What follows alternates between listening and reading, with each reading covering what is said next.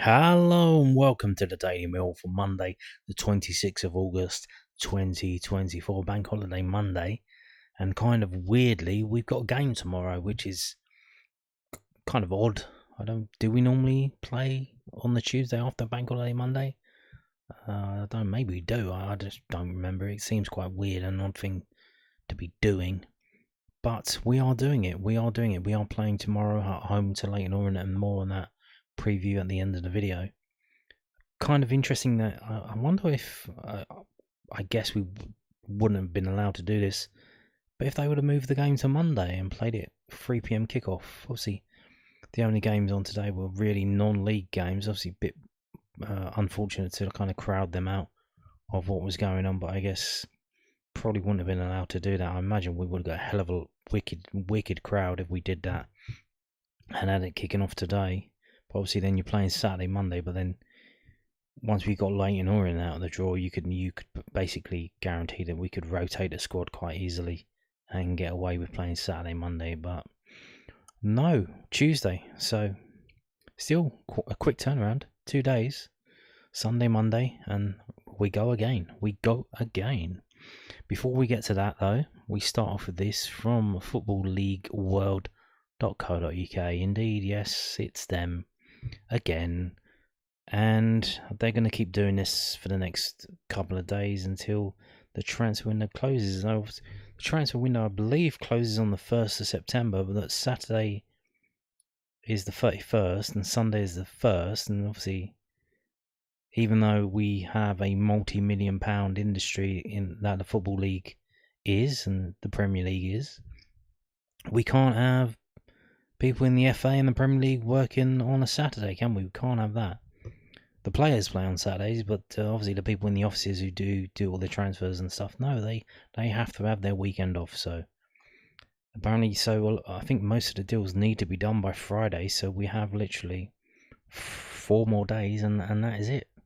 So we're going to have a lot of this going on for the next 4 more days, and then after that, hopefully it should die down. But here we go again. So Millwall and Birmingham City set to battle for QPR player ahead of Friday deadline. Indeed, a lot of speculation because this man, Lyndon Dykes, who we've been linked with many times, which usually suggests that we probably are interested in him because we do go after the same players over and over and over again, even though they keep turning us down over and over and over again. Kiefer Moore, anyone? Jamal Lowe, anyone? Millwall and Birmingham City are both interested in successfully striking a deal for QPR forward Lyndon Dykes ahead of the conclusion of the summer transfer window on Friday evening. The latest development in Dykes' future at Loftus Road comes via a report from the Mirror's Dan Marsh, who has revealed the interest of the two clubs in the Scotland international frontman. Dykes joined the Arse from Livingstone, I presume, in August 2020 and recorded the highest league goals tally of his career in his debut campaign by scoring on 12 occasions. However, the 28-year-old appears to have slipped down the pecking order under Martí Cervantes and returned just 6 goals from 41 championship appearances in the previous campaign. QPR have added Zan Seller to their ranks this summer after bringing in Michael Frey from Royal Antwerp back in January. Millwall and Birmingham are looking to acquire Dykes ahead of a likely departure from QPR this week, Marsh has reported. His claim details that Millwall have held talks with Middlesbrough's Josh Coburn in what would be a record deal for Neil Harris's side. However, it is believed that Millwall have decided to reignite their interest in Dykes amid a current breakdown in negotiations with Coburn, with Harris eager to bolster the attacking options at his disposal before Friday's deadline. Kevin Nisbet's return to Scotland with Aberdeen on loan basis has been sanctioned, strengthening their need for a new centre forward, although the Lions will face competition in their pursuit for Dykes from ambitious League One side Birmingham. Blues have undertaken a flurry of exciting summer transfer activity in a bid to swiftly secure promotion from League One under their ambitious ownership consortium, but Chris Davies remains somewhat light up top after only signing Alfie May to date. Well, they do have Lukas Djukovic still there, so he's their target man, kind of, but he's like, what is he like? He must be like 37 now. He's been there ages. So if they're trying to replace him, where's he going to go? Hopefully not to us. Dykes, meanwhile, was on the score sheet in QPR's opening day 2-2 draw away to promotion hopefuls Sheffield United, though the striker was left out of the squad for Saturday's home draw against Plymouth Argyle. When quizzed on whether Dykes is going to remain at QPR after being excluded from matchday squad, Cervantes played his card close to his chest but did not rule out a departure for the 28-year-old. The Spaniard said, "I don't know about this question. I just pick players who are available. He was not available. I just tried to focus on the players that are on the pitch. They did a good job." So Dykes has now spent 4 seasons with QPR where he is largely flat to deceive, although few can contest the imperious physical and aerial presence offered by the attacker. The goals simply have not been forthcoming quite enough to justify him remaining as a crucial part of Cervantes' thinking. So there you go. The Spanish boss is evidently keen to overhaul QPR's previously direct playing style with a fresh and more progressive attack-minded approach, which has an emphasis on keeping as much of the ball as possible, and Dykes does not fit into a less pragmatic modus operandi. He's very likely an archetypal target man, which is why he would represent an ideal fit for Millwall. That is, after all, the way in which Harris looks to set up his team up through long goal kicks, limited emphasis on possession and more significant emphasis upon holding the ball up, breaking quick and utilising set pieces. QPR should keep that in mind then, just as they remember Millwall desperate for a striker. The line's position can allow QPR to negotiate a higher price for Dykes, and questions need to be asked about where he will fit in at Birmingham. Under the new tuition of ex-Tottenham Hotspur assistant Davies, and with a highly technical squad, Blues are also incorporating a real possession-based approach, and Dykes is simply too direct and too limited in build-up play to align with that way of playing the game. So there you go. Back in for Dykes. So does that mean if we get Dykes, he'll play and Bradshaw won't be playing?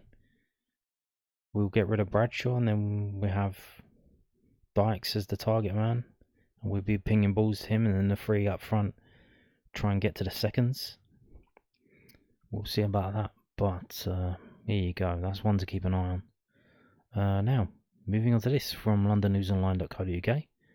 Looks like Joe Bryan is playing the flute or something. I don't know what he's doing there. Mill boss happy at arrival of Reading winger and Celtic midfielder, but wants more activity ahead of transfer window deadline day.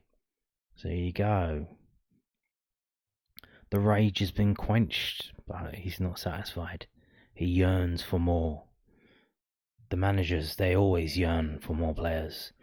Millwall head coach Neil Harris is still pushing for new signings as the transfer window enters its final week. The Lions recently secured the services of Femi Aziz and Daniel Kelly from Reading and Celtic respectively. The latter is seen as a future prospect, but due to the lack of depth in Millwall's squad, he may be called upon slightly earlier than planned. Aziz made his debut as a second-half substitute in Saturday's 0-0 draw at Hull City. Old Femi came on Wednesday, so he was in the building for Thursday morning, said Harris. He gives us the end product, goals and assists. In League One last year, he was one of the best wide players in the division. He's got attributes that serve a Millwall winger well. He carries the ball, he's got pace and energy. He didn't start the game today. He's got a lot to learn in the space of a short space of time, but he wants to learn. He's been well coached by Ruben Selles in the last 12 months, and we really look forward to working with him. It has been a challenging summer for Millwall, with recruitment challenges made all the more frustrating by a series of injuries sustained during pre-season. Harris knows more reinforcements are needed to bolster the squad. On a positive note, Japhet Tanganga returned to the side after his 3-match suspension. Tanganga was sidelined following a red card on the final day of last season at Swansea, but came straight back into the team at Hull. The Lions posted their first clean sheet in the Championship this season after conceding 7 goals in their opening 2 league games. "Oh, it makes us look so much healthier, doesn't it?" said Harris. Japhet back in the group today. Femi has come in, has affected the game from the bench. Murray Wallace was back on the bench. He didn't affect the game today, but he gives so much leadership and he's a great option if required. We do look a little healthier. We need to get Zion Fleming back fit. It would be a real bonus to us if that was before the international break, and then we're still looking to add in the window. So there you go. Still looking for more. Just a quick note. Allan Campbell, do you remember him? He was on loan at Millwall last season. He's signed for Charlton Athletic, another loan. So it seems to, I don't know why they haven't signed it permanently. I guess they can't afford it. but I imagine they expect to be promoted to the Championship this season, and they probably don't think he's good enough. So there you go, Allan Campbell joining Charlton Athletic as they set to win the league under their erstwhile manager Nathan Jones, and obviously. And I'm just going to read this quote. So I'm delighted to add a player who I've signed previously when I was at Luton, said Jones. He's a player who was pivotal in Luton's promotion to the Premier League the season before last. So here we have, obviously Nathan Jones being linked strongly to the Millwall job, apparently made the shortlist. Didn't get it, they gave it to Joe Edwards. Is this a signing that could have been made at Millwall?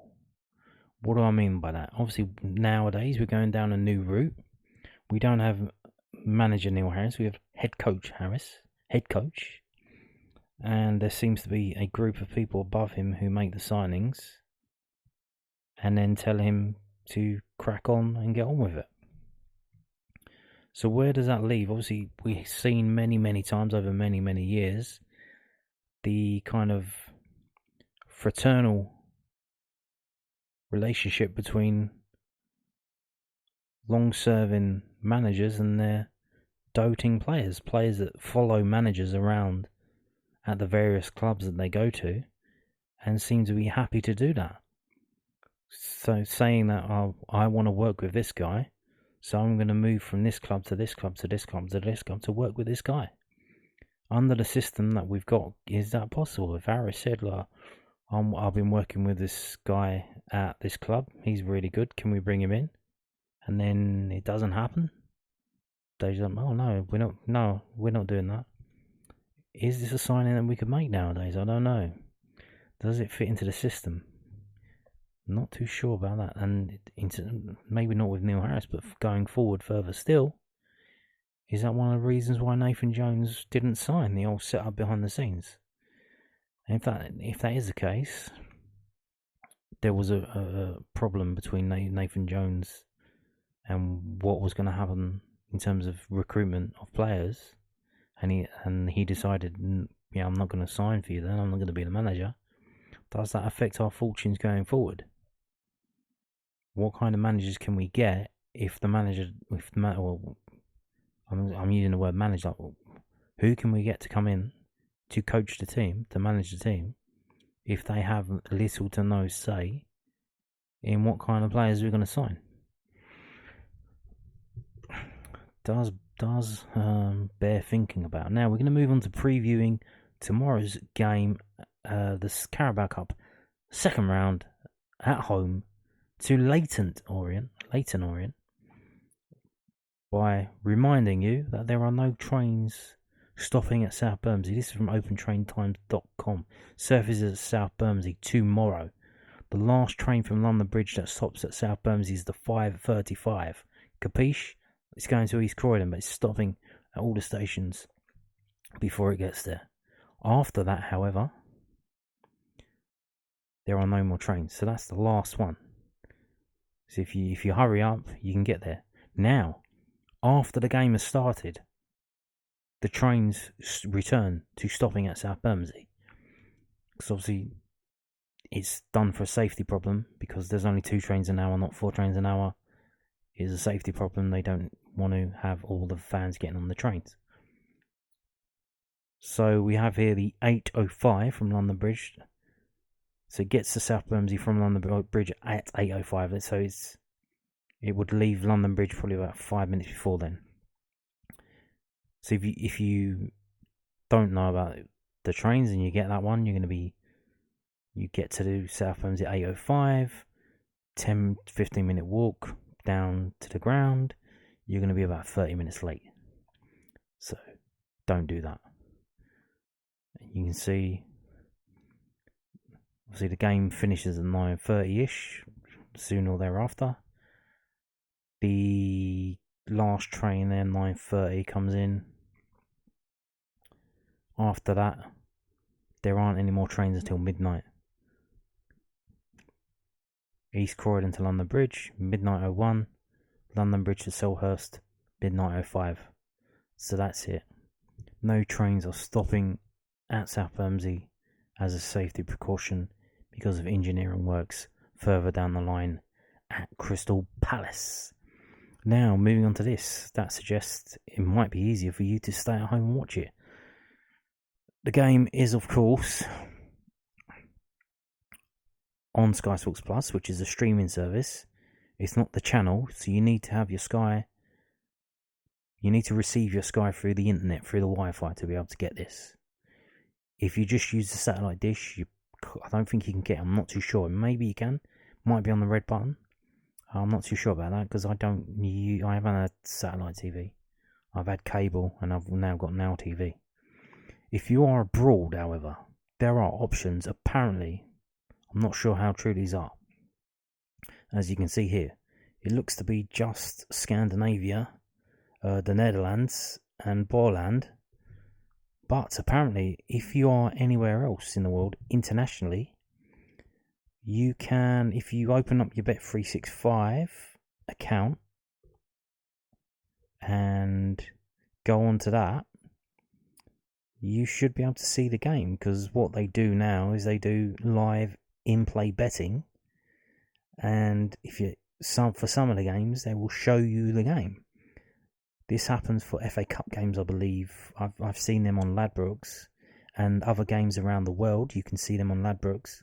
So I would imagine that Bet365, it's the same around the world. So I don't know if you can, if you're in the UK and you don't have Sky Sports Plus, or if you use a VPN to pretend you're not in the UK and go on your Bet365 account, would you be able to see the game? Don't know. Give it a go round about kickoff. Maybe it works, maybe it don't. But there you go. And if you're in any of the Scandinavian countries, the game is apparently on Viaplay.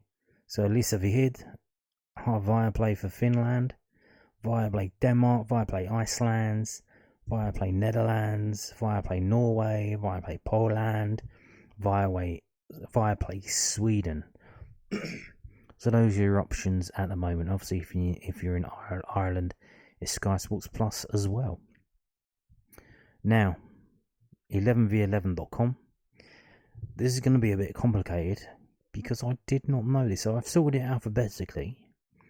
I did not know, ladies and gentlemen, that Leyton Orient dropped the word Leyton. I knew that when they first started out, they were Clapton Orient. Apparently because there was a team called Leyton FC or something, and they didn't want to be confused with them. So, went on to Wikipedia and think, what's going on here? Apparently in 1966, they dropped the word Leyton, and it coincided with the London expansion, the Greater London expansion, where Waltham Forest became a London borough, and Leyton went from being a village in Essex to being part of Greater London, a London borough. And for some reason, they decided to then drop Leyton. Why do that? Why not change it to London Orient now that you're in London, or East London Orient? Nah, just drop the word Leyton. So yeah, they did that, and they only changed it in 1987. So we have this mix of confusing things that are in alphabetical order or out of chronological order, because I want to show you the home games rather than just all the games. So the first home game against Leyton Orient was at the New Den, which was only 5 years old at the time, in the FA Cup, 1915, 9th of January. We won that 1-2-1. And you can see here, going down, we win these games. We win them. Simple as. The first time we lost was all the way down here in 1954. Which would have been January 1954, so that would have been a rough time in the east of London with the methods, with the winter floods from 53. So yeah, and we go back to winning ways, a 5-0 win there in 1956. And then so this is where it gets weird. So that's the lot. So 1956 right there. No, we don't go there. We go up to this one. So we don't play them between 1956 and 1971. First time we play them after so many years we lose at home. We lose 1-0 in Division 2. And this is a theme that pops up. You can see in 1973 we lose to them. Guess what the score is? 1-0. Later on, after a few wins and a few draws, 1977, we lose to them again, another 1-0. Again, Boxing Day 1982, we lose. Guess what the score is? Yeah, it's 1-0. So when we lose to them, it seems to be 1-0. So going down, we go down to 1985. Another defeat, this time 3-2 defeat in the Freight Rover Trophy. Indeed. And then we have to go back down. So we've come from 85, and then we go down to here, 1987. Back in the League Cup, win 1-0. And then again, the next game after that, 1992, is again the League Cup because we're not in the same league, 3-0. And then I think around the time of the administration, 2007, bad time for Millwall. We dropped down into League One, the third division. 5-2 defeat. How many times have we lost 5-2? Can't be that many. But yeah, that's a weird scoreline there. 5-2. Damn. And then the game after that, that's two home games in a row. The only time. It's a bad time for Millwall. Like chaos around the club, financial problems, etc. We lose 1-0 again. So a lot of times when we lose 1-0. There was the 5-2 and the 3-2, but it's mostly 1-0. Most recently, we haven't played them since 2010 at home in the league. That was 14 years ago. We won 2-1. The last two games at home, we won 2-1. And we have played them a hell of a lot of times in the League Cup. If we just do this and then we scroll down, you can see, because back in the day, unlike these days, back then you had replays. So 1976 in the League Cup, 0-0 draw. Okay, we go to Orient and we do it again, and it's another 0-0 draw. And then a week later, all right, another draw. Okay, let's go back to the original venue and play it again. So they play it 3 times. No extra time, no penalties, none of that guff. No, you play it again. You go again. We have to have a contest. We have to have a winner. We can't do any of these shenanigans of extra time and golden goal and penalty shootout. No, none of that. You play until you win. And then we do win. So we've played all of these games in the League Cup. We haven't lost to them in the League Cup, home or away. Nada. Now the Freight Rover Trophy, we have 100% defeat in that to Leyton Orient. It seems a trophy that we didn't really take that seriously. But in the League Cup, we have not lost to them in the League Cup, home or away, in all of these games. Is that a problem? Is that overdue? Has the time come? I don't know. Hopefully not. Now, Leyton Orient, who dey? What are they doing? So they're in League One at the moment. Not doing too well. Near the bottom of the table. They have lost all 3 of their league games so far. They've only scored 2 goals. The reason they're in the second round of this competition is they absolutely thrashed Newport County of League 2 4-1 at home. So that's interesting. Now Newport made 5 changes for that, and Leyton Orient made 4. So it would be interesting to see if the manager tomorrow goes with the changes again, or whether he sticks out his on paper strongest team, which looks to be doing dog shit in the league. Although, that would be interesting. So, like a few years ago when we come a cropper against Reading at home, when we got absolutely bad 4-0, and they played their youth team, which was full of energy or dynamic and determined to win because they wanted to get into the first team. if Leyton Orient plays players that are struggling to get in the first team but want to do well, which they seem to do against Newport County, they ended up absolutely running riot. If the manager just decides, I need to go with the experienced players like Tom Bradshaw, well, he doesn't have Tom Bradshaw, but you know what I mean.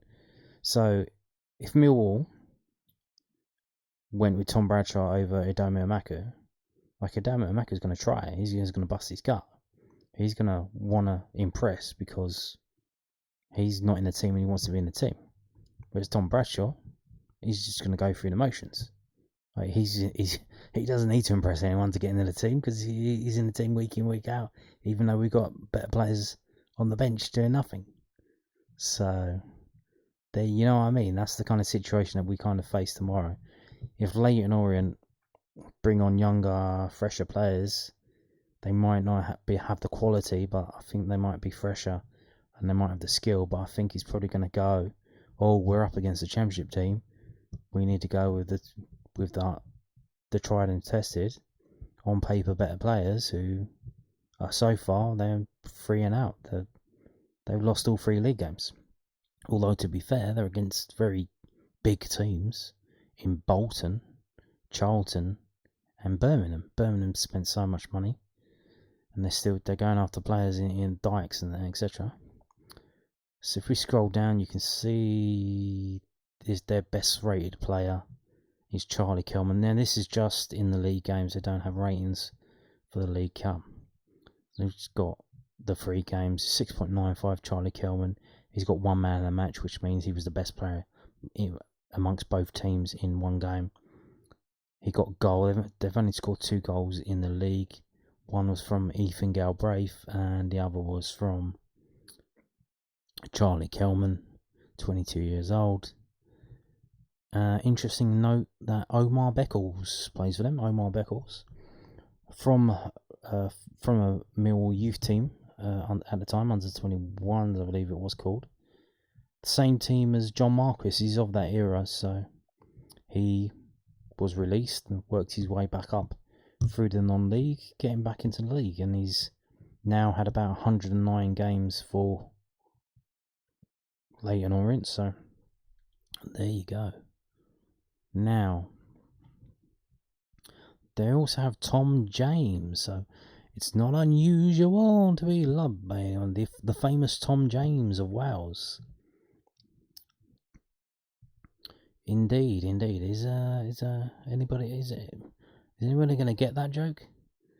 Okay, so here we go. We're going to move on to the preview from sportsmile.co.uk. What a fantastic website. They're actually bothering to do a preview for the Carabao Cup. Fantastic stuff. So, Millwall versus Leyton Orient prediction, team news and lineups by Lewis Nolan on sportsmile.co.uk. Championship side Millwall set to host League One team Leyton Orient at the Den on Tuesday in the second round of the EFL Cup. The home side narrowly progressed to the second stage after beating Portsmouth 1-0 on August the 13th, while the visitors comfortably advanced after beating Newport County 4-1 on the same date. Romain Esse scored the only goal of the game in the 13th minute of the hosts' victory against Portsmouth when he finished smartly after George Honeyman won back possession close to the opposition box. Although Millwall managed to hold on to secure the victory, Portsmouth had more possession, more shots and created big chances. The Lions have made a poor start to the 24-25 league season and have accumulated just 1 point from 3 games, seeing them sit third last in 22nd place. Millwall have had success from an offensive perspective, considering they've scored 5 goals and ranked first in the championship of big chances created, but they have also conceded 7 times and the joint most in the division. Manager Neil Harris noted that he was happy with his side were able to earn their first point and clean sheet of the season against Hull last time out on August 24th, but thought his team had the better chances and deserved to win. Well, it was close. Opponents Leyton Orient were 3-0 up against Newport County in the first round of the EFL Cup before they conceded in the 61st minute, but 74th minute strike from Charlie Kelman restored their 3-goal advantage. Despite only having 49% possession, the O's had 10 shots and 9 efforts from inside the penalty area, so they like to get inside the penalty area. Stats which were double and triple that of Newport County respectively, so they absolutely battered them. However, Their strong show in the EFL Cup's first round is not reflective of their league campaign, considering they have lost all 3 of their matches in League One and are currently 23rd. Leyton Orient worryingly ranks second last for chances created, 16th for touches in the opposition box, and 21st for XG created. Boss Richie Wellens' side come into the clash having failed to progress from 7 of their last 10 ties in the EFL Cup, as well as 4 of their last 5 away matches in this competition. So it suggests that they only won that because they were at home to a lower club. The hosts will be unable to select midfielders Billy Mitchell and Zion Fleming, who are out with hip and calf injuries. Millwall could name a similar team to the one that beat Portsmouth, so I expect goalkeeper Liam Roberts to be shielded by defensive Danny McNamara, Wes Harding, Jay Cooper and Joseph Bryan. As for the visitors, they may start Daniel Agee, Dealang Jayasimi and Brandon Cooper, given all 3 scored against Newport County. Elsewhere, Leyton Orient could name Ethan Galbraith, Lewis Warrington and Zek Obiro in midfield. And they have the possible lineup. So they say they give the prediction of Millwall 4, Leyton Orient 1. While Millwall have been defensively vulnerable this season, they have at least been strong from an offensive perspective, and they could threaten Leyton Orient's goal on Tuesday. It would not be surprising if the Championship side took an early lead and the visitors struggled to get back into the game against their higher tier opponents. So, for data analysis, the most likely result, scorelines, and more for this match, please click here, which we're not going to do. And all of the votes, there's a poll there, and obviously I voted for Millwall. And it's 85.7% of the voters think Millwall are going to win this game. And that's no surprise. It depends what time. A lot of people are saying he should make vast changes. I can't see it, to be honest with you. I don't think that's going to be happening. Would like to see, obviously, I think Maku's going to start. I think the reason why he didn't come off the bench against Hull was he was pegged down to start in this game. Should be seeing Roberts in goal again. And then, who else are we going to see? Would Aziz start? I don't think he would. I don't think we really need him starting in this game.